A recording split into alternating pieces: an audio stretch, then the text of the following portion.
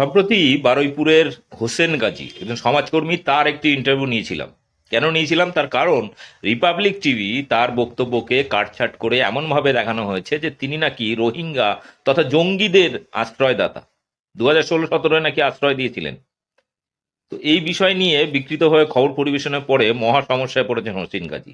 তো তার বাড়িতে আমাদেরই প্রতিনিধি বন্ধু ফারদিন, তো সে গিয়ে কি দেখেছে এবং কি কি ছিল, সত্যি সে যেন জঙ্গি ছিল, এই নিয়ে একটি গ্রাউন্ড রিপোর্ট দেখুন এবং ব্যাপক শেয়ার করুন। পেছনে এই যে টিনের ঘর, এই ঘরেই থাকতো রোহিঙ্গারা, একসঙ্গে অনেকজন পুরুষ মহিলা বাচ্চারা থাকতো এখানে। এখনো পর্যন্ত তাদের দৈনন্দিন জীবন পালনের বেশ কিছু নিদর্শন রয়েছে। এই মুহূর্তে রয়েছি বারুইপুরে। জঙ্গি দেখবেন, এই দেখুন জঙ্গি, এই দেখুন জঙ্গি, এই দেখুন জঙ্গি, এই দেখুন জঙ্গি, এই দেখুন জঙ্গি। হ্যাঁ, যা এখন দেখছে তাই ওদের কাছে এখন জঙ্গি হয়ে দাঁড়িয়েছে, আর ওরা মনে করছে মুসলিম মানেই জঙ্গি। আসলপুরে বারুইপুরে কি ঘটেছে জানাবো আপনাদের। করবো বারুইপুরের, আমি রয়েছি এখানে রিপাবলিক বাংলা, তারা সংবাদ করছে যে এখানে রোহিঙ্গাদের ডেরা। আপনি দেখতে পাচ্ছেন কোথাও ডেরা রয়েছে, মানুষ বসবাস করার জায়গা এটা মনে হয় না? বলুন তো, কয়েক বছর আগে এখানে যারা থাকে তোলা রয়েছে, কিন্তু রিপাবলিক বাংলা যা দেখাচ্ছে যে এখানে রোহিঙ্গাদের ডেরা এবং তাদেরকে জঙ্গি। জঙ্গি আসলে বলা হয়, আপনি বলুন জঙ্গি কাদেরকে বলা হয়? যারা দেশ বিরোধী কাজ করে তাদেরকে জঙ্গি বলা হয়। কিন্তু রোহিঙ্গা থেকে যখন কিছু মানুষ বিতাড়িত হয়ে তারা কিন্তু ভারতে এসেছে, তাদেরকে শরণার্থী বলা যেতে পারে। আন্তর্জাতিক আইন অনুসারে তাদেরকে বলা হয় শরণার্থী।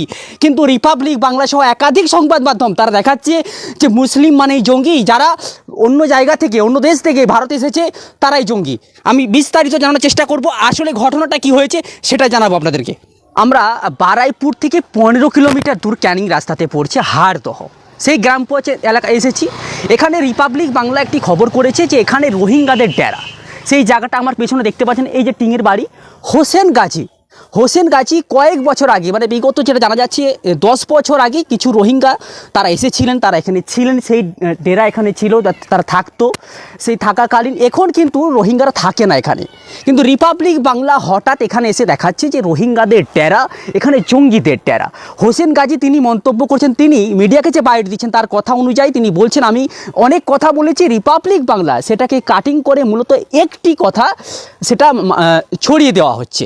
এবং তার বাড়ির উঠোনে রয়েছে খারিজি মাদ্রাসা।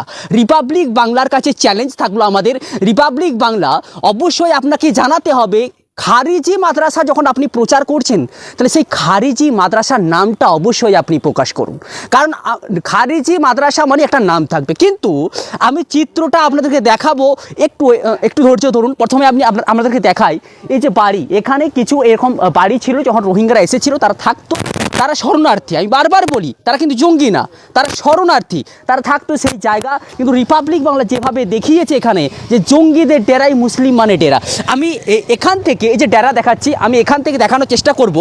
আমি যদি ঠিক এই রাস্তাটায় যাই, এই রাস্তাতেই হচ্ছে হোসেন গাজীর বাড়ি, আর হোসেন গাজীর বাড়ির উঠোনে রয়েছে খারিজি মাদ্রাসা, এই প্রচার করছে। আমি দেখাবো, ধৈর্য ধরুন। রিপাবলিক বাংলা দেখিয়েছে খারিজি মাদ্রাসা, দেখুন আপনি বলুন এটা হোসেন গাজীর বাড়ি? খারিজি মাদ্রাসা নয়, এটা একটি মুক্ত বা যেখানে প্রাইভেট টিউশন পড়ানো হয়। কখন আমরা দেখেছি বাংলা, ইংলিশ এবং আরবি, যেটা কোরআন শরীফ, যেটাকে আরবি শিক্ষা দেওয়া হয়, সেই আমি পুরো ঘুরিয়ে দেখানোর চেষ্টা করব। কোথাও দেখতে পাচ্ছেন, কোথাও দেখতে পাচ্ছেন খারিজি মাদ্রাসা চিত্র? রিপাবলিক বাংলা এই প্রচার করছে এটা খারিজি মাদ্রাসা। আপনারা বলুন, দেখুন এখন এটা বাড়ি, এখন পড়াশোনা হয় না, মানে যেভাবে প্রচার করছে খারিজি মাদ্রাসা, কি আসলে এটা খারিজি মাদ্রাসা? আপনি দেখুন, আমি ভালো করে দেখানোর চেষ্টা করব। আমি একটু ক্যামেরাটা দেখান তো, আপনি মনে হচ্ছে এটা খারিজি মাদ্রাসা। তার বাড়ির উঠোনে কিছু ছেলে পড়াশোনা করতো,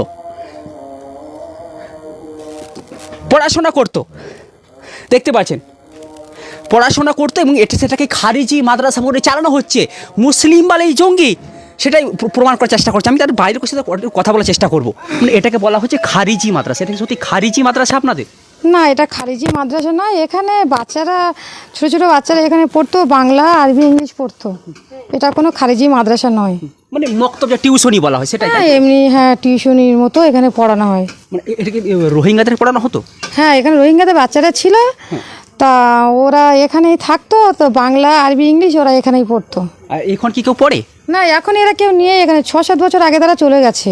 6-7 বছর আগে চলে গেছে তারা? হ্যাঁ, এখানে কেউ নেই, এখানে এখন কেউ নেই? কেউ নেই।